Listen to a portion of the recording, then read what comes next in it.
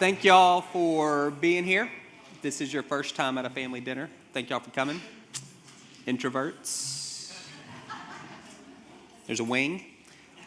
You can go sit there if you need to. So, purpose of this, I'll say a prayer in a minute, but just kind of set it up.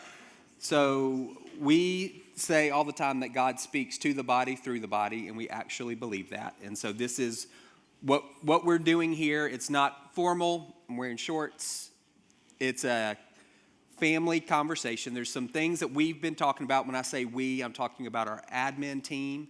Those guys are responsible for the operations and the organization of the church, buildings and budgets and staff, those kinds of things. And our ministry leaders, those are the guys that lead the major ministry areas of our church. We've been talking about some things for a year, and we just felt like now was the best, or a time, maybe the best time, to let everybody in on the conversation.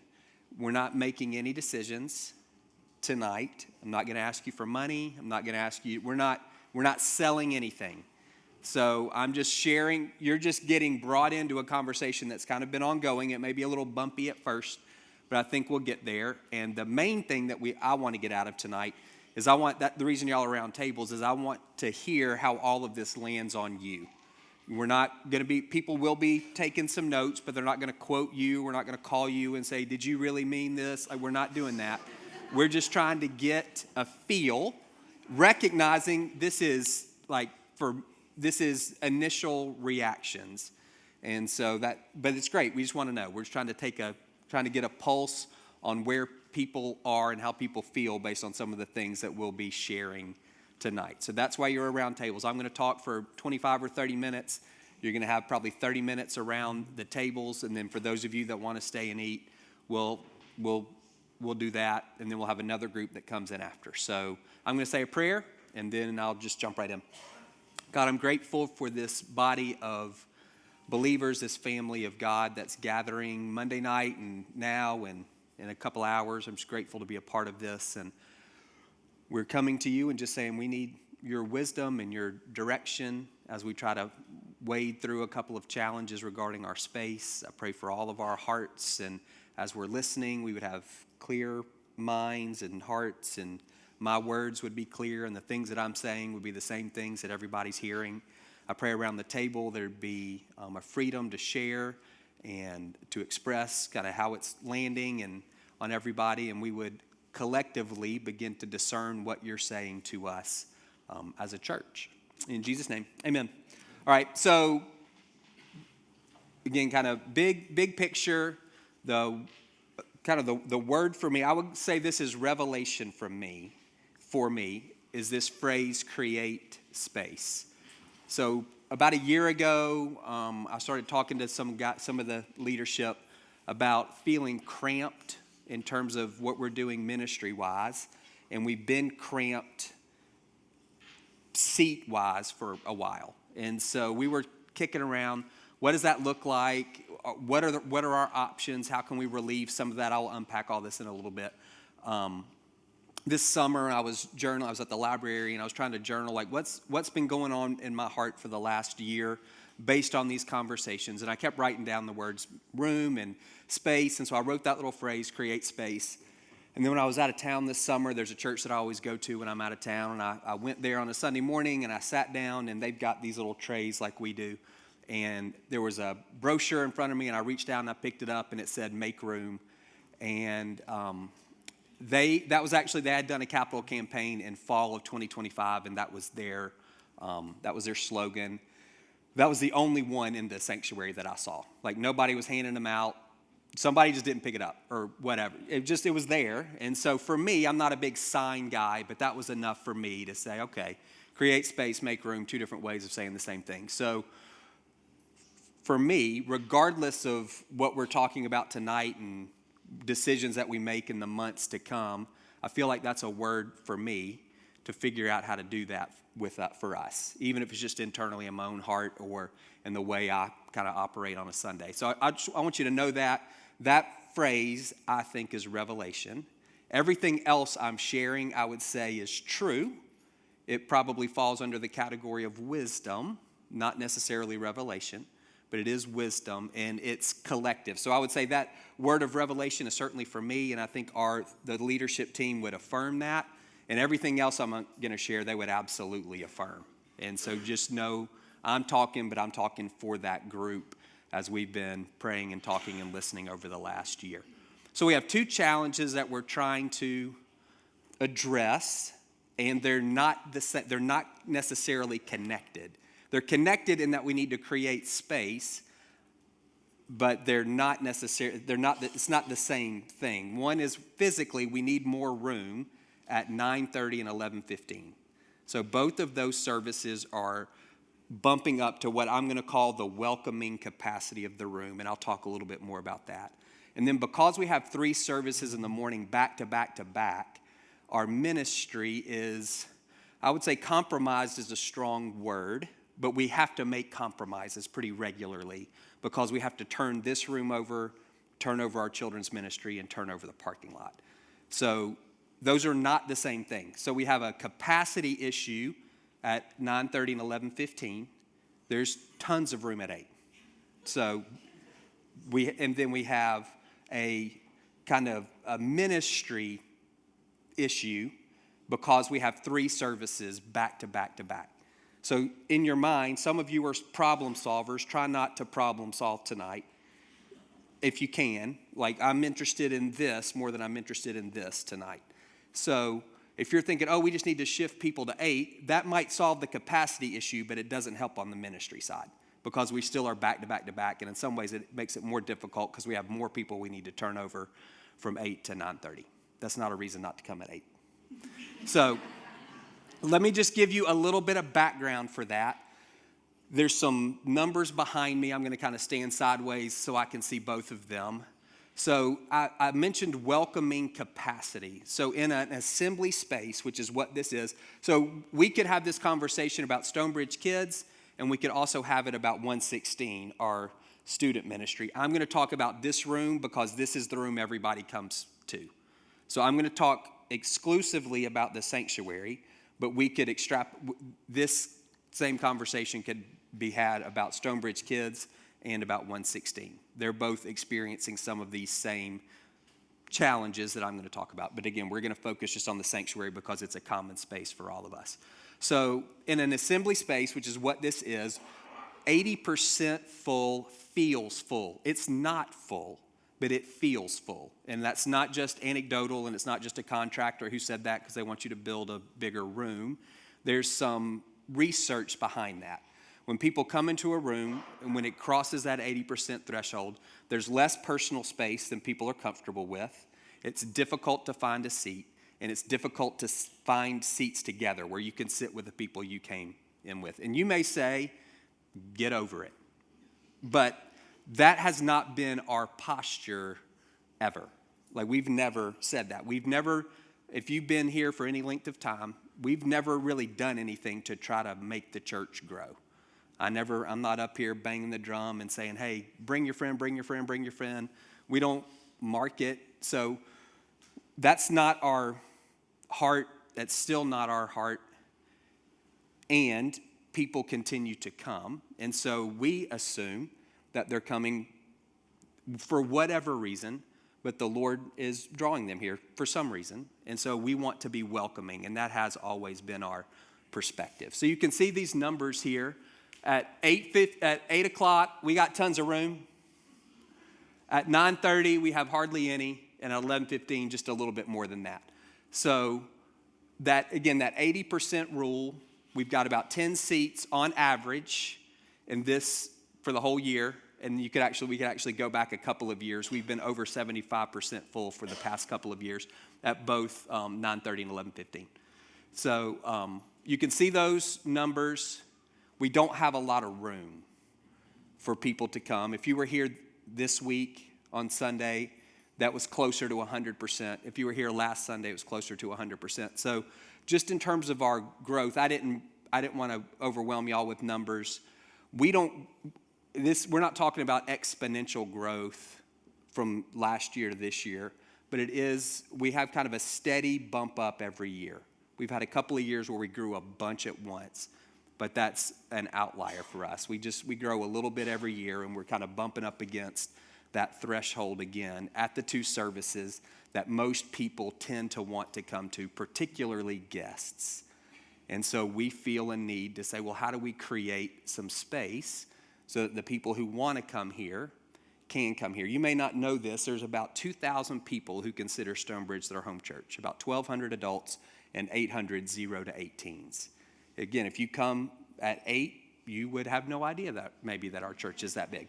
But if you come at one of the other services, you also probably don't realize. So everybody doesn't come every week. That's not where we are kind of in the life of American church. But for us, this sounds horrible, but we kind of need people to not come every week because we don't have room just for the people who will call StoneBridge their home church, much less for people who may want to come and visit. So I thought about this. I didn't share this on Monday. I thought about it this week or since then. So in August of 2007, we had 80 seats on the square. We had a sanctuary that sat 80, if you were part of that. So some of you were there then. Obviously, most of you were not. In August of 2008, we went to 2 services. In June of 2009, we got another storefront, and we expanded our sanctuary. September of 2009, we had to go back. We went to 1 service for the summer. Then we had to go back in September of 2009 to 2. August, we got a store of 2010. We got another storefront. September of 2013, we got another storefront. August of 2014, we expanded our sanctuary. September of 2014, we added a 3rd service at 5 p.m. January of 2017, another storefront. August of 2018, we added a morning service. May of 2020, we moved here. November of 2022, we added seats in here. And then in August of 2023, we added a 3rd service in here. So in 19 years, we've done 12 different things to create space. And so when I'm saying it's part of who we are, it's part of who we are. We've always done it. Unless you are part of that original 80, somebody made a choice, a sacrifice to create space for you to be here. And that's not to make anyone feel guilty. It's just the reality of who we've always been. And our leadership doesn't feel any leading to say we don't need to do that anymore. We've got what we got, and there's plenty of other good churches. You go find one. Nobody is sensing that that's the posture that we need to take, or that we need to put up barriers to make it difficult for people who want to be here to be here. So the welcoming piece is really, it's part of who we've always been, and as far as we can discern, it's part of who God is continuing to ask us to be. So even though there are chairs, we're 80% full, we're not 100% full, but that welcoming thing is real, and we want to be a welcoming place. So this has only happened a couple of times. I've seen it a couple of times in the past 2 months. A family's come in, both times they had a stroller, they've turned around and they've walked out. For all I know, they were just going to get a cookie. I don't know that they didn't come back, but that's what they walked in, and there's some pictures there behind me, what it feels like if you come in the back when everybody's standing up. It can be difficult, and again, they should get her on time. Come on. We don't say that about anybody. And they walked in, and they couldn't figure out where they were going to go, and they turned around and walked out. So that doesn't happen every week, but that's kind of the picture for me of we need to figure out how to create some space for the people who want to be here so that they can be here. So that's on the physical, spatial side. We need that. Then the ministry side, that's squishier. And I'm actually would be interested, and I think y'all could talk about this at your table, if you feel any of this or not. It could just be me and our staff. But just to pull the curtain back a bit, so many Sundays, we have to make trades on what we're doing. So like this past week, if you came at 8, you got a bit of a different message. I feel like I'm saying things that are going to make people never come to 8 again. So you got a bit of a different message than at 9:30 and 11:15 because I didn't have as much. I just had to cut something on the fly. And I do that pretty regularly, not just at plenty of the services. I wind up having to do that, which is fine. You may think I already talked too long, and so you're happy for me to make cuts. ministry time for us a lot of times is pretty squished. People have an internal clock in their head, and when they're like, hey, I've been in here and I'm ready to go. Last week, Jeremy was at the door and he said, when I got up to pray, 33 people walked out the door. It's just, it can feel, again, it can be uncomfortable and it's tight and people are, I'm not trying to make our services long. Maybe 2 minutes longer, 3 minutes is really about all we need, but it's the quick turnaround that makes it difficult for us to have room for things to breathe. So there's Sundays where you choose between doing baptisms or taking communion. If you've ever tried to schedule a baptism here, it's not super easy. If you've ever tried to schedule a baby dedication, it's not super easy. We have Jason and Felicia are here. They're some of our long-term ministry partners. They come in town, and we want to put them up to share, and they've only got a limited number of weeks to be here, and we're like, how do we rearrange the deck chairs so that they can share live during the time that they're here? And we have to make those trades pretty regularly on a Sunday morning. It just, again, it's cramped for us. There's some of you remember way back in the old days, we used to have space. If somebody felt like they had a word to share with the congregation, they could share that. We don't have room for that anymore, so we've just said no. So those are the kinds of things that we have to make trades on. And again, you may not feel any of that because you don't know what decisions are being made on the back end, but I want y'all to know that. One of the things that got me thinking was if we're going to be here, when I started thinking this, I was 50. It was last summer. And I thought, if I'm going to be here for 20 more years, I don't know that y'all will keep me that long, but if I'm going to be here for 20 more years, what are there changes that we need to make for the health of the church long term? And the Sunday morning was part of what came to my mind. Again, just kind of that cramped kind of, I'm always looking at that clock. How do we get this? How do we make sure we keep the trains moving on time so that everybody can get in and out? So that's kind of Sundays from my perspective. I would be interested, again, around your table for y'all to share what it feels like from yours. But if I'm thinking we're going to do this for 20 more years, shifting from 3 services to 2 in the morning is important. If there's 3 that are not back to back to back, that maybe is a conversation that's worth having. It's not about me being tired or my stamina or any of that. We've done 3 services for a really long time, and so our staff kind of has the muscles for that. So we're going to come in at the same time whether we do 2 or 3. It doesn't impact. I just don't want you to hear it's about our workload. It's really about the quality of ministry that we're able to offer on a consistent long-term basis and what we have to cut on a pretty regular basis in order to keep things moving. So those are our 2 challenges. One is just we have to be welcoming. We need some more room at 9:30 and 11:15.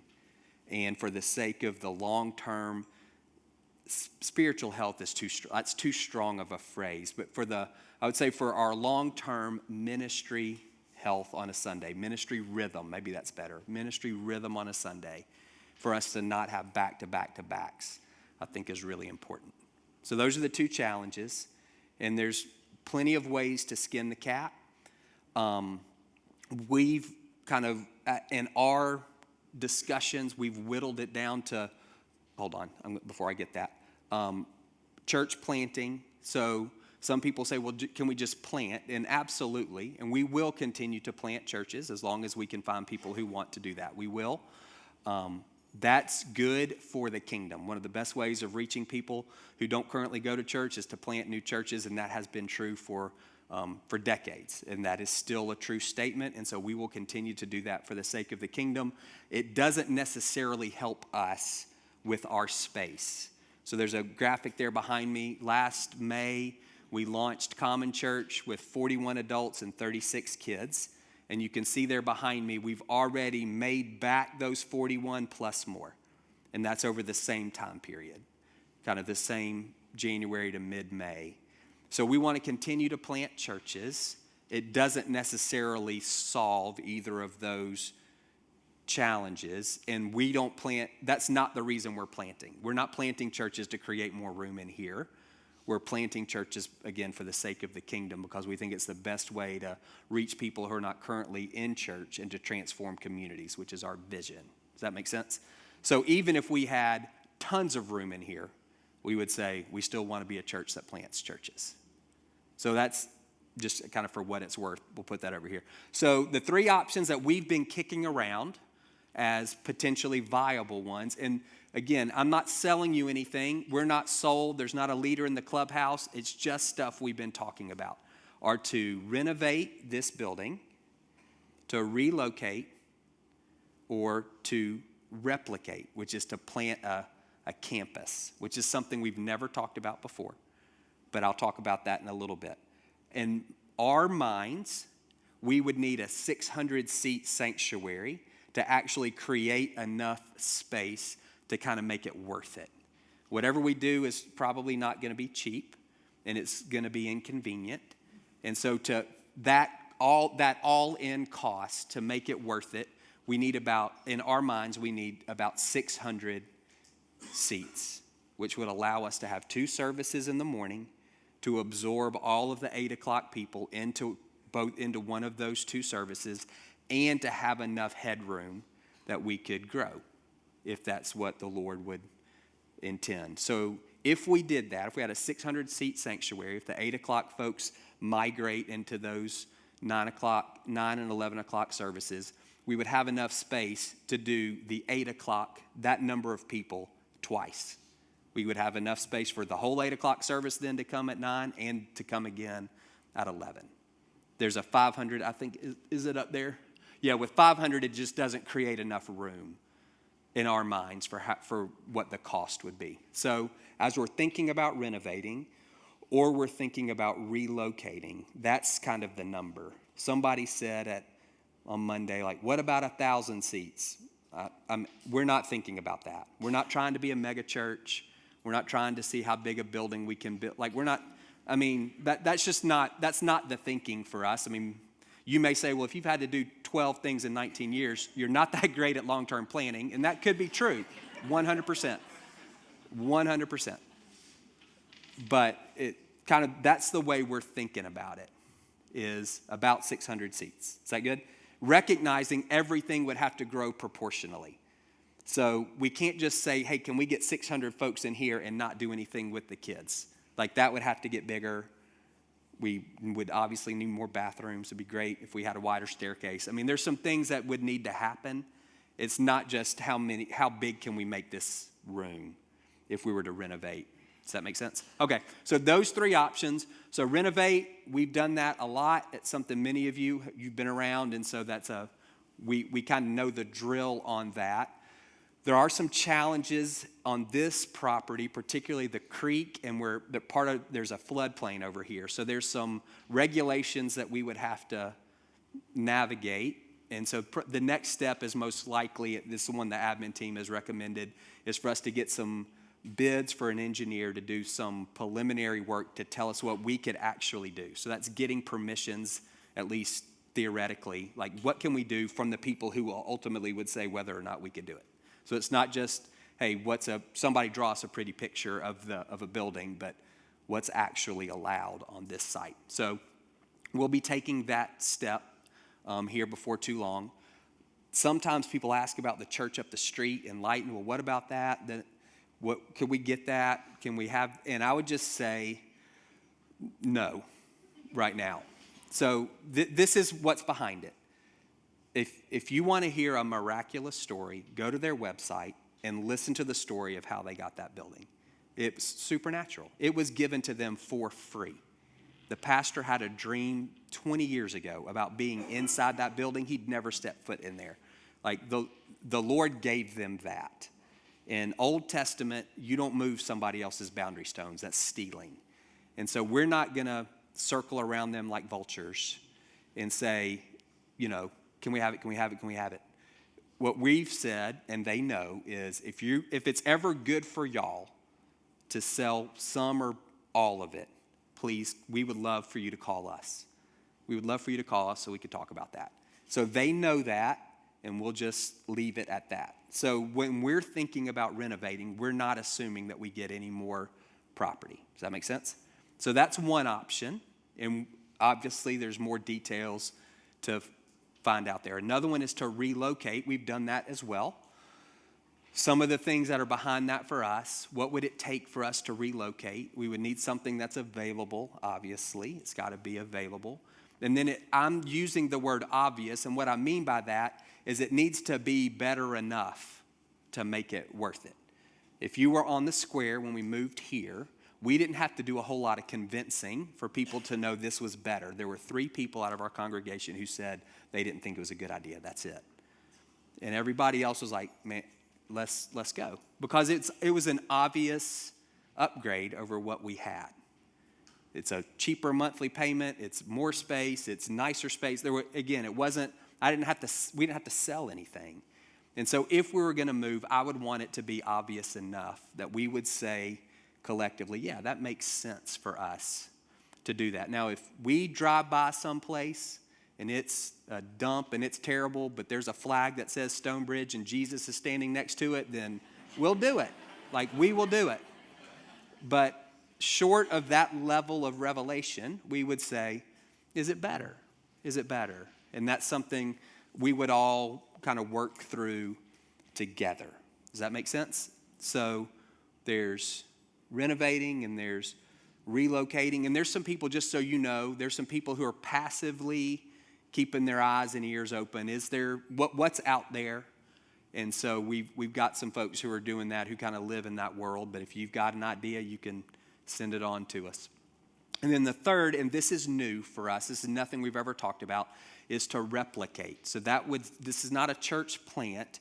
This would be another StoneBridge campus. Some of you are familiar. It's called multi-site church. There are plenty of churches that do it. There are churches here that do it. Some of you may have come from a church where that's what they did. And again, this is the newest one for all of us. It's not something that we've done. And to be honest, it's not something that we've ever considered at any real depth. But we are talking about it now. Again, it's no more nor less favorable in our minds than the other. Again, there's no leader in the clubhouse. They all have pros and cons. But it is something that we're talking about. What would that look like? In our mind, one of our core values is incarnational ministry. Incarnational means in the flesh. So we're not necessarily interested in me on a screen somewhere else. We would want local live preaching and local live ministry. So in our mind, if whatever book we do next, they would do next as well. But it would be somebody else would be delivering that message and not me. Sometimes because we are church planting as well, what's the difference? And that it does get murky between the two. But in general, a church that we plant is an independent body. It's an independent organization that has relationship with us, but they can pretty much do what they want. They're led by their own self-contained leadership, both in terms of the organization and the ministry. A campus is not that. A campus is StoneBridge somewhere else. Emily Massey is our children's director. If we had a campus, she would still be the children's director for both. And whatever children's ministry is happening there ultimately is falling under her umbrella. Javon, our student pastor, is the student pastor for all of it at this point. So, and then organizationally, there's only one organization. There's just StoneBridge. And so whether that's the finances that are all flowing back through Taylor and Lisa, the decisions, it's the same thing. So ministry would be local, the organization would be central, and the leadership would be as well. I know that's still gray and kind of fuzzy. That's about as far as we've gotten down the road. And you may have some questions about that you can kick around your table. But we haven't fully vetted any of these because we wanted to bring everybody in before we did that. I didn't want to stand up here with decisions already made. So those are our 3 things that we're thinking about. Can we renovate? Does that make sense? Should we relocate? Is that the best option? Should we look into having another StoneBridge site somewhere else? There's a map. If you need to, will you show that map? So those are our households that consider StoneBridge their home church. You can't see any of that, but it's there. And you can see we're concentrated in a pretty small area around the mountain. But we do have some other pockets where there's a decent number of households. So if you're thinking about where would a campus be, that's down the road. That's not what we're trying to decide tonight. That maybe gives you a sense of where we've got folks and what might make sense down the road. So I'm going to stop just to make sure you guys have enough time to talk. This is what I would love for y'all to do. I'm going to say a prayer, and then after that, you're going to talk around your table. There's a facilitator who's going to help guide that conversation. There's some specific questions they're asking that we want feedback on. There's some things that we want to know. If you are a big talker, try to rein it in, because we want to hear from everybody. The people who are a bit more reserved and shy, they'll be happy for you to talk all night long, but we need to hear from them too. So if it's easy for you to talk in a group, maybe pull back a little bit and let some other guys go first. I would say don't anybody talk twice before somebody talks once. We are not solving problems, okay? If you start pulling out paper and drawing stuff, that's not what we're doing.